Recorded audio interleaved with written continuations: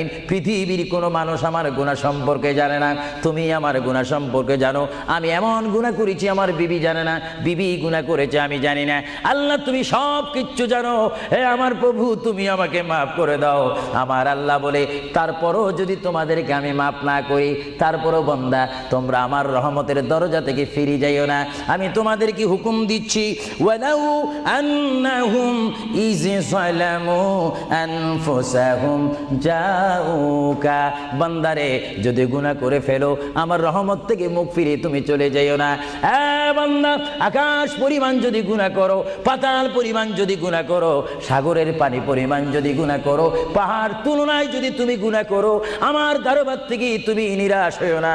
বান্দা, আমি তোমাকে একটি রাস্তা বাতাই দিচ্ছি, একটি পথ তোমাকে আমি দেখাই দিচ্ছি।